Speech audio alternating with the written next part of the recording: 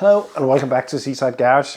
This is not the garage is right down there, but it's very early morning and I'm getting a cup of coffee before starting my day.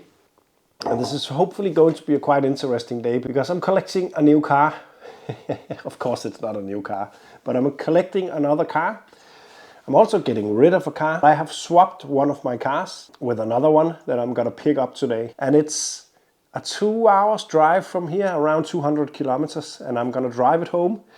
It's currently not MOT'd and registered in Denmark, but the condition should be good enough to drive it on testing number plates, and I really hope I will succeed at that. It's a long drive. I'm gonna bring a lot of tools. I'm gonna bring a good friend of mine to support me in case something goes wrong, and hopefully it will just work out. I swapped one of my cars, but it won't be leaving the garage anytime soon. But I have a 2CV, some of you might remember. I bought a white 2CV that was almost finished. It's in pretty good condition. It's been restored, not by me, but it's not completely finished. I need to finish it up. I need to MOT that, but it will actually already from today not be mine anymore. But it's great because I get to make the videos of MOTing the 2CV, driving it, testing it and all that, and then it's gone. I'm gonna finish my coffee and then pack a kit of random parts and tools in case we break down on the road. Man kan jo næsten ikke se det. Nej, men jeg tænker, jeg overhaler. Ej, du behøver heller ikke køre for stærkt. Nej, vi kører 6 km i timen for stærkt. Det tror jeg ikke. Hvorfor kører du for hurtigt? Jamen det var fordi... der kørte jo en roller fra 90'erne, forstår du. Jeg skal finde ud af, om det er en 3'eren eller en 6'eren. Om det er en Chaser. En Chaser eller GSI. Jeg tror ikke, det er nogen af delene. Måske en XLI, hvis vi er heldige. Ja. Og det tror jeg næsten samme årgang som den, jeg havde. Så har vi stille og roligt her, så får vi det hele med. Det er så godt. Ej, hvor er det nice. Og en ny udstilling på. Du har købt den fra ny der. Ej, hvor fedt.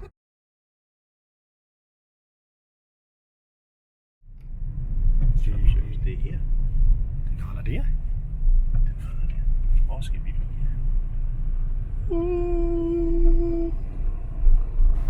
Tror du det?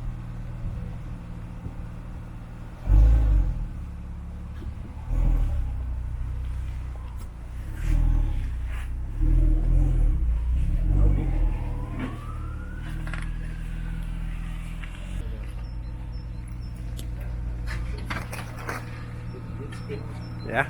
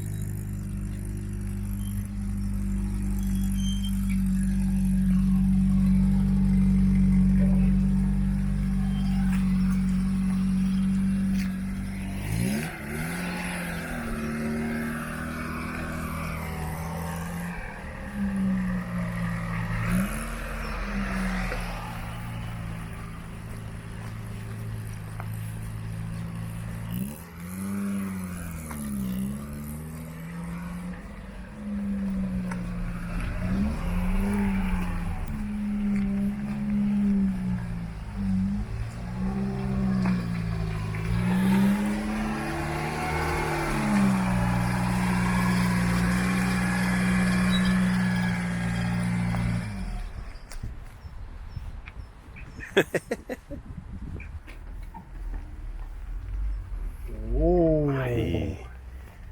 Ny køler. Ny. Oh. Vi mangler noget vakuum. Ja, det gør den faktisk. Der er power to be made. Det er godt. Fedt, mand. Ja, jamen...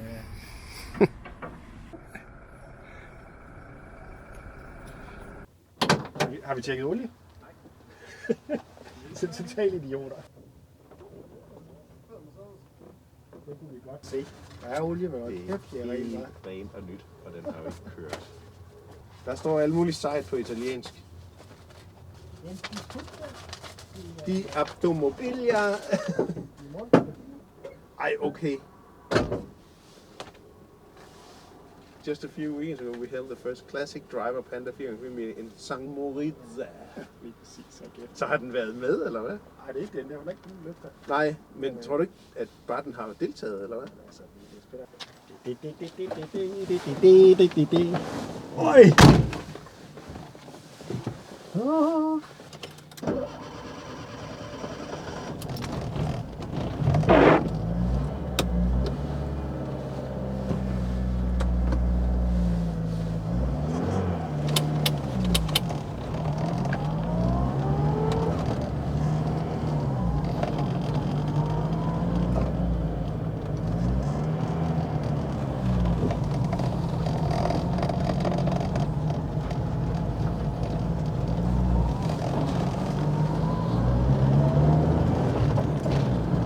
Oh yeah, welcome back to my new car. I feel really weirdly at home because it reminds me a lot of my Abarth. Same year, very similar engine, but still it's very different and high. But my first impressions are really good so far. Remember, I really didn't know how. I haven't seen it apart from pictures. I was just told that it should be able to run, and there's 200 kilometers home, so I really hope. First up will be fuel, because I don't know how much fuel is in here. We have first gear. Oh, I forget the first gear is the climb gear in one of these, or the slow gear. Second gear is actually first.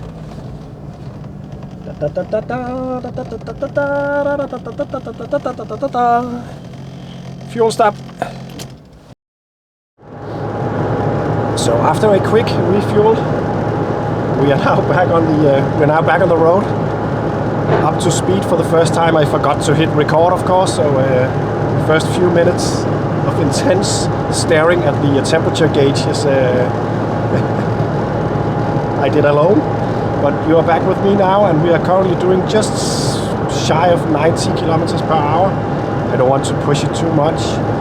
The temperature is where I think it's supposed to be, just in the middle of the gauge. It's rock steady. I got heat in the cabin. I gotta say, this car looks to be in... I don't really know what I was expecting, to be honest. I knew that Niels Petter I bought it from was swapped with the 2CV. Did pay some money for this car in Italy, and was expecting it to be good, but they also did find some issues with it later on. Issues that is very small issues in my world, I think, but there is some rust issues and so on. But mechanically, the engine looks amazing. There are so many new parts in it. The engine oil was hard to check because it's crystal clear. Everything seems to work. I do seem to have an issue with the indicator not really working, so that needs to be sorted, of course, but hopefully it will last for the trip home. We'll have to see. But luckily it's straight roads all the way home, so I think I will manage in case it stops working. This is pretty cool. This is a Panda 4x4. I think you figured that out by now. But it's a bit of a special edition. It's the Nuova, I think it's called. A limited special edition when the new Panda came back in 85 or 86. So it got some special trim setups and special bull bar and stuff like that. It's a really cool little car. And I have owned a Panda before, as you know. But this is way older. The previous one I had was from 99. This is from 85. The previous one was fuel injected. This is very much not. This is pretty much a lower power edition of the Abarth engine in my A112 Abarth. and it's different, that's for sure.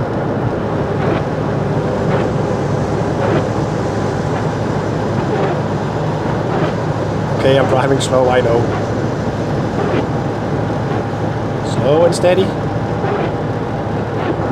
The Panda is a very, very simple car. One wiper for the front and two speeds. First speed is this. It's too fast. The next speed is this.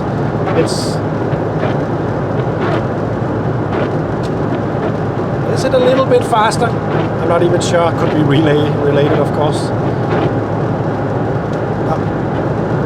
And it's parking. Oh, that's nice. It's a simple car, and that's the lovely thing about them. The Panda is not named after the panda, the animal. It's named after a goddess from Italy, and maybe from Greece. I'm not even sure. Don't quote me on this. I am told that it's the goddess of simplicity, and this car is definitely simplicity. The rear glass and the front glass should be the same size.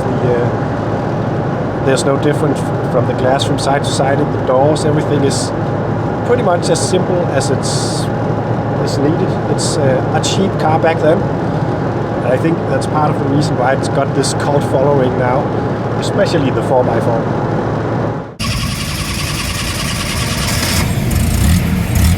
Det er kammerater, der bliver varme.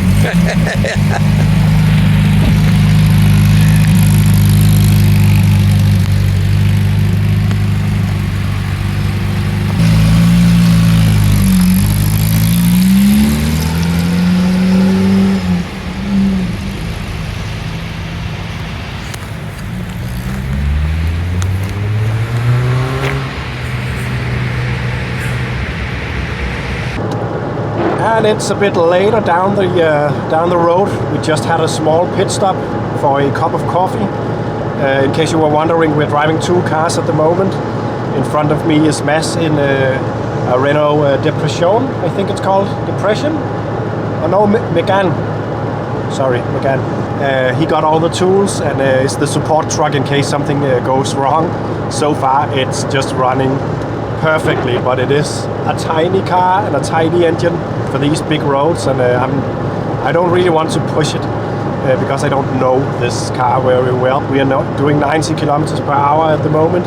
It could go faster, but yeah, even though everything looks nice, I'm not the one who tightened up the bolts and all that, so I would like to just check that over. But everything is really feeling awesome. This is not at all a seaside garage project, that's for sure. I don't think I've owned anything this nice, even though it was written in the windscreen when we picked it up that this was the rusty one. And there is rust, no doubt about that, but it's definitely not bad. And we were also just stopped by the police a second ago, during the coffee break actually. They just wanted to check what was going on, why this car had testing number plates on and all that, everything was fine. To be honest, they were pretty much mainly interested in figuring out what car this was and why we were driving it. They were nice, so that's good. So it's just a lot of kilometers in rainy weather. Temperature is completely perfect. And it's, yeah, we're gonna cross a very big bridge of Storebælt. That's the only thing I'm a bit nervous about because it's a very bad place to break down, but it's not giving me any kind of breakdown vibes so far. So let's just hope it stays that way. But the weather isn't great.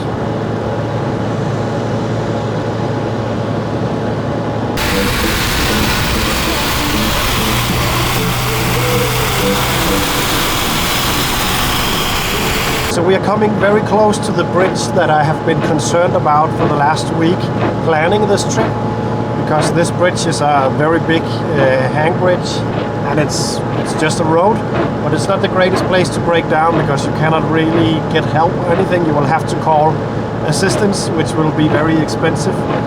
Currently I'm not that worried because it's just running so nicely, but I am having some misfires from time to time and it's been pouring down. It's currently actually not that bad, but a while back I didn't film it because ice on the road and all that.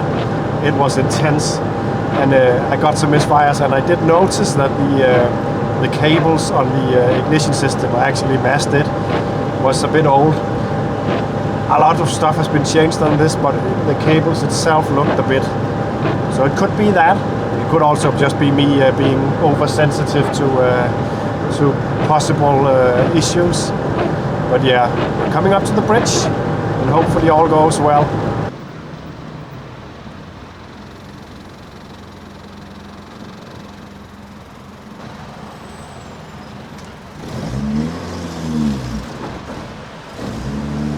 Almost cut out.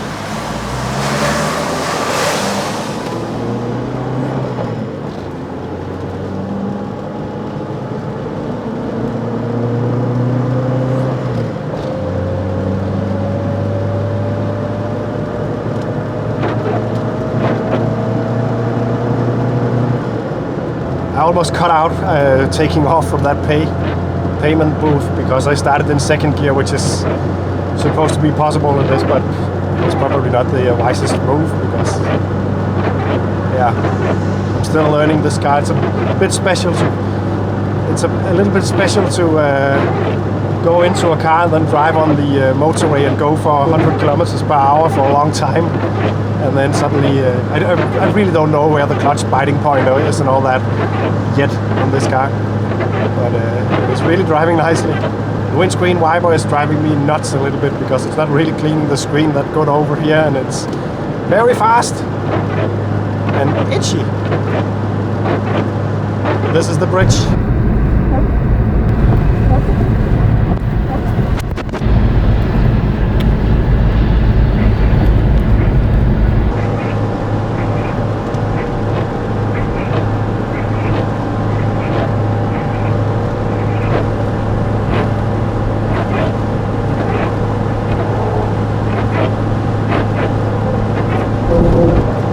Pretty spectacular bridge. It's very foggy today, so it's not easy to see the water, but it's a big bridge, this one. Actually, I once drove over this bridge in a 2CV. Just after I passed the pay booth, the bridge was actually closed for light vehicles, and I ended up using both lanes in the 2CV because the crosswinds were so high that it's just moved the cars from lane to lane, and the windows popped open and flapping about like a bird, and it was a bit frightening but also hilarious. And people sort of just boxed me in, sitting in their cars, laughing at me and making sure nothing happened. And it was intense and very fun experience. By the way, I also had a brake failure on this bridge once in a 2CV. That was another instance. For some reason, me and this bridge and 2CVs, it's probably not the best combo. And that being said, it could sound like I have a lot of issues on the road, but I really don't. It's very rarely. But this bridge has often been the point where something happened. I also lost the alternator output on a Rover Mini once on this bridge. Luckily, I had power enough to go to the other side of the bridge before the battery cut out and I started having issues. It was one of the 90s edition of the Mini, so it was multi-point injection and so on, so it needed some power to run correctly. So yeah, I've had some issues on this bridge, and that's probably why I've been so nervous crossing it this time, because I don't want to be stranded out here. The land that you can maybe see now is not the other side, it's the middle. It's a small island, by the way, also an island that was used as an insane asylum for women back in the day.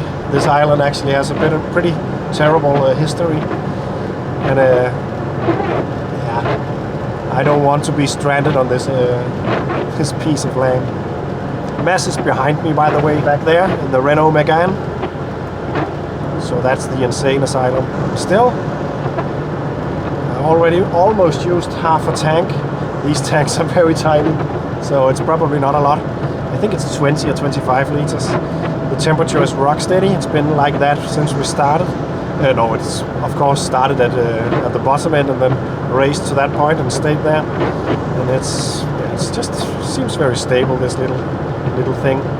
Gonna go for an overtake.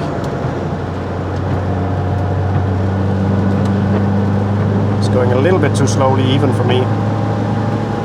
Hopefully I don't break down now, because I don't even know how to get into the emergency lane with all these big trucks coming up to 100 kilometers per hour. Closing in on a speed limit, 110 at the moment. Well done, little panda. I think I can coast all the way to my island of Funen now, but that windscreen wiper is going crazy. It seems like the action is getting smaller and smaller. The area of wiping is now only a small triangle on the windscreen and not the entire one. So something is getting worse there. I'm gonna spare it now that it's not raining that bad.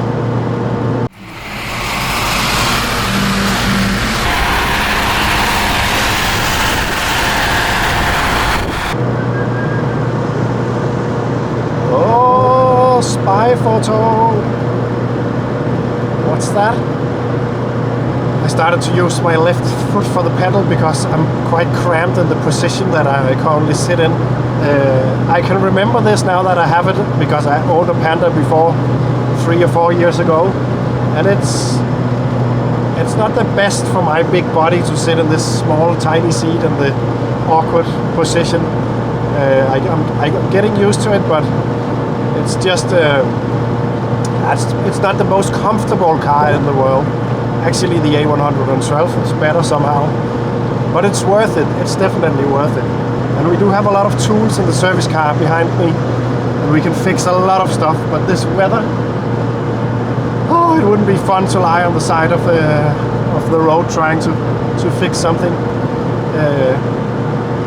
Even though I almost hoped that something had to be fixed, because it would have made a more interesting video probably. And also, I might add, we're not home yet. It could still go wrong, but I really don't think so. It seems like a very, very healthy car. Probably the best car that I have in the collection currently. Looking at the state of it, probably share that position with the Renault 25 V6 Turbo and the 2CV, but that is no longer mine. I just have to fix that up, finish it up, and then send it back to Niels Petter. And it's a pretty great swap, the 2CV for the Panda. And I actually really love the 2CV, and I would like to get a 2CV for myself at one point again. But it's no problem to buy a 2CV and a 2CV project in Denmark. They are plenty. It's just a matter of going to Facebook Marketplace and pick something up. A Panda 4x4 though, that's a really a rare thing to see for sale. And when they are for sale, they are like 10,000 plus euros, and I'm not gonna pay that much money for any car anytime soon, that's for sure. So I think this was the chance that I had to get a Panda 4x4 once again.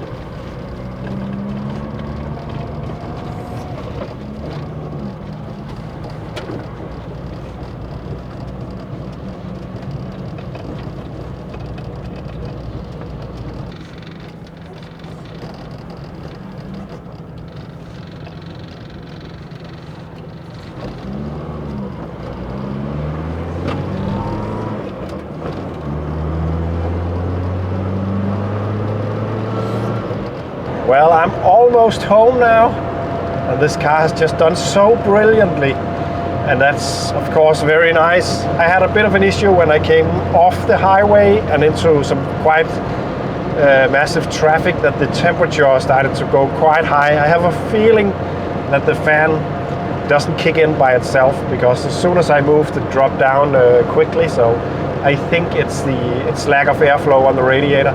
That's something of course I would have to check. But other than that, it has just done this trip extremely well. And it's nice to have a Panda back in my life, because even though I had one before, I sold it quite quickly. I was left with the feeling that I wasn't really finished with that car. It was just such a great story to sell it. I sold it to one of the founders of the podcast, Bilklubben podcast, who I now bought a car from, another guy, but still from the same podcast. I mean, somehow the circle is completed now.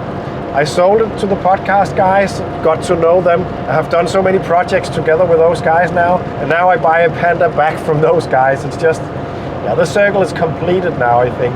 Also, it was a fun experience to pick up a car, which was surrounded by Porsches, Ferraris, something that looked like a Lancia Stratos underneath a cover. I'm not sure though. It was crazy expensive old classic cars in that place. Unfortunately, I was so stunned that I didn't really film much, but that was quite an exciting place to see, even though it's far away from the cars that I wrench on. It's still just cars. The parts are just more expensive.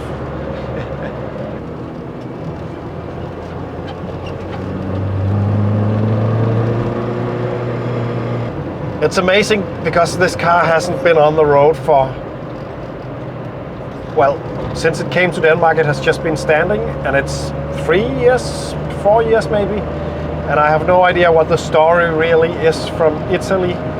Apparently it's a barn find from Italy, but I'm not really sure about that. Some was done before it was shipped to Denmark, but how much is I don't know either.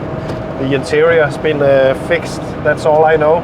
And the paint is apparently also retouched, but it almost feels like stepping into a car that is in use every day to have done what I have done today.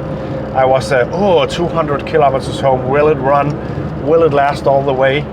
Will I break down? There's not much of a drama about this, but nonetheless, it's always exciting to pick up a car you don't know and drive it for a long distance. This has just been pure joy for sure. And comparing this with my trekking model with the fire engine, the 1.1 fire engine, I think it feels just as powerful, even though the power figure is, I think it got 5 or 6 horsepower less or something like that.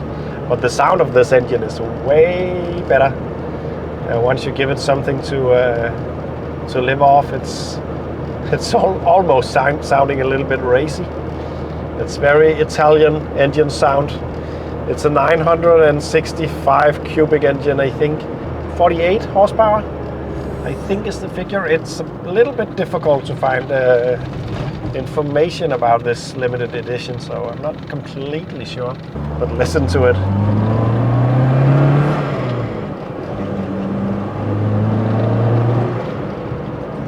It's a pretty nice sounding little engine. So I will make another video once I got this car back home and I got it onto the lift to check out the rust issues and all that and show the car in full details. Right now it's just a matter of getting home, and I'm pretty tired, and it will be dark soon also. I need to go back home, get something to eat, and then tomorrow is another day. And then we'll have to check this car out. So thank you for watching. Don't forget you can support me on Patreon or become a channel member. That way I can buy even more projects like this. And yeah, I'll see you in the next one.